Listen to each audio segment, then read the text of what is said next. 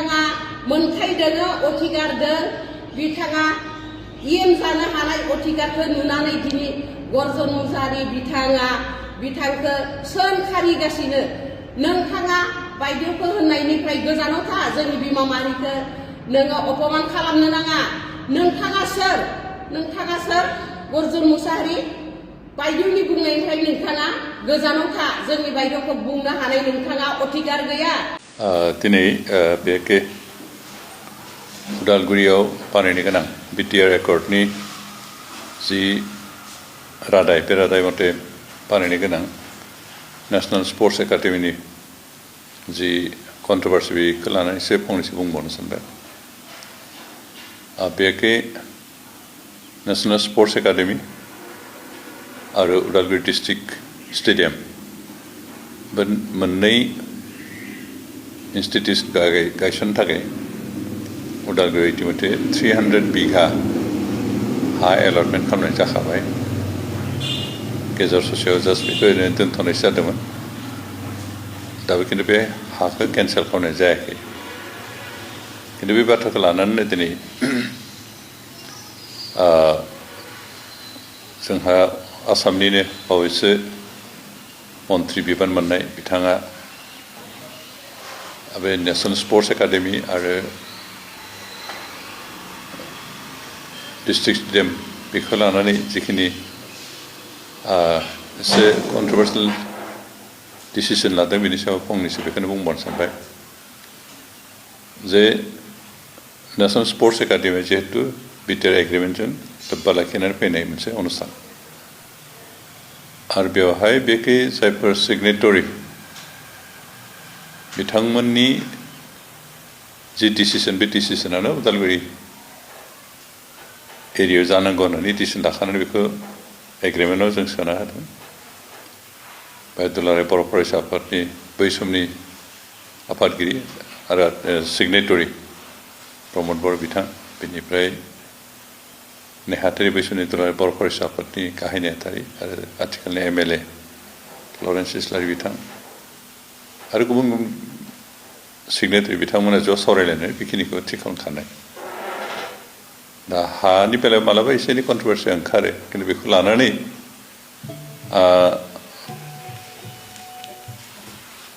बेवहाय उदालगुरियाव हा गैया होननानै रौथो लांनो नागिरनाय बाथ्राखौ जों गनायनो हायाखै बेनिखाय जों बिथांखौ बेखौनो खावलायदों मन्त्रि बिथांखौ जे बे बाथ्राखौ लानानै बिथाङा गेजेराव हाबसनाबा मोजां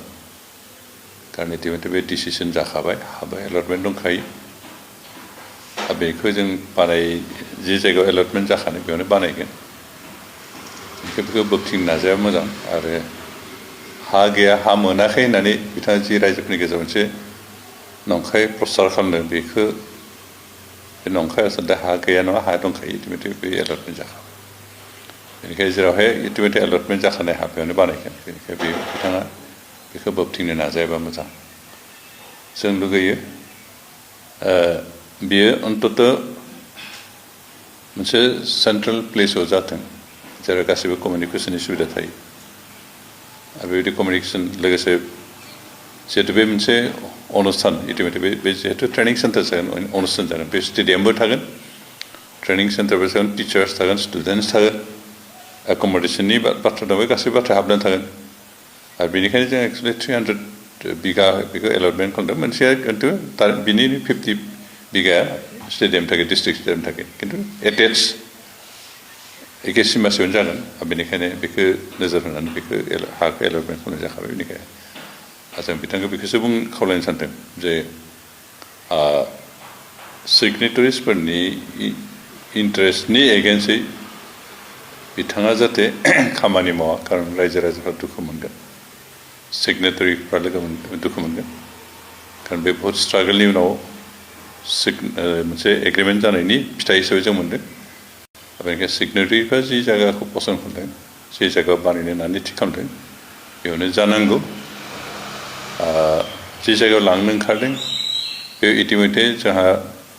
अर्गेनिक इउनिभार्सिटिनि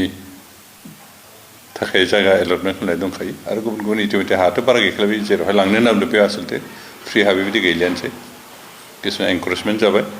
SSB केबिनेट होबाय सलार प्रजेक्टनि थाखाय होबाय लोगोसे आरो दा अर्गेनिक इउनिभार्सिटिनि थाखाय बेहाय जायगा थि खालामबाय दा बेबायदि हिसाबै खुला जायगा बेयाव आसलथे बुंनो थाङोबा गैलियानोसै बेनिखायनो जों उदालगुरि टाउन खाथि खालायावनो जों हा इटिमेटि एलटमेन्ट खालामनाय जायगा दंखायो हिसाबै बेयावनो बानायनांगौ आरो बेनि थाखाय जों गासैबो सिगनेटारिफोरा मोनसे इउनानिमास डिसिसनाव फैनानै बेखौ डिसिसन लादों बेनिखायनो बे डिसिसननि एगेन्स्ट बिथाङा खामानि मावबा जों मोजां बेखौनो जों खावलायदों बिथाङा जिहेतु अलरेडि आवगायबाय खामानि दा बेनि थाखाय जों स्टेट गभर्नमेन्टजोंबो मा खालामदों जिहेतु बे एग्रिमेन्टनि फिथाइ बे BTCनि निजा बबेयाव नङा स्टेटनि निजा बबेयाव नङा बे स्टेट गभर्नमेन्ट सेन्ट्रेल गभर्नमेन्ट आरो बै समनि स्ट्रागलिं ग्रुपफोर आबसु आरो NDP-नि मोनब्रै फेक्सन बे गासैनिबो दैदेनगिरिफोरनि मोनसे इउनानिमास डिसिसन बेनिखायनो बे डिसिसनखौ बिथाङा रेसपेक्ट होनाया मोजां বাইদেউ যে এনেকৈ বিদেশী বুলি ক'লে সেইটো কথা কোৱাৰ কাৰণে একচুৱেলি এতিয়া গৰ্জন মোছাহাৰীয়ে বাইদেউক তাক ক্ষমা বুজিব লাগে जोङो मानि थाखाय बेवहाय ज' जादों दिनै डिस्ट्रिक्ट सेन्ट्रेल ब्लक गासैबो जों मानि थाखाय बेवहाय ज' जानाय जादों मानो होनोबा थांनाय सानथामसो आगोलाव बिथां गरजन मोसाहारी बिथाङा जोंनि मानगोनां बायदेव आतार आहमेदखौ गोबां जोंनि बिमा माहारि आइजोनि नारी जातिखौ गोबां बाथ्राजों अपमान खालामनाय जादों बिनि थाखाय जोङो दिनै बेवहाय ज' जानानै खुद्रिसारनाय हिसाबै जोङो बिथां गरजन मोसाहारीनि सायाव बुंनांगौ जादों मानो होनोबा बिथां गरजन मोसाहारीया दलबाग्रा मानसि बिथाङा थांनाय इलेक्सन गेलेदोंमोन बिथाङा नै दा फैयै फैयै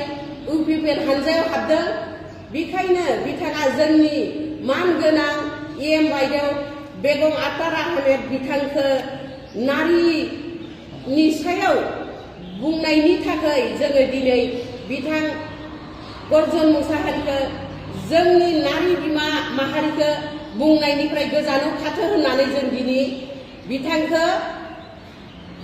मन्तब्य एबा बाथ्रा बुंनाय जाबाय बिथाङा जोंनि बिमा माहारिखौ बुंनायनिफ्राय गोजानाव था नोंथाङा सोर जोंनि बिमा माहारि बेगम आतार बायदेवखौ बुंनाया बिथांखौ आं मिथिगौ आं जेब्ला 7-8 बोसोर जादोंमोन बिथाङाबो जोंनि न' खाथियावनो बिनि थानाय बस्तियामोन बिथांमोनजों जोङो बिसोरनि न'यावबो थाङो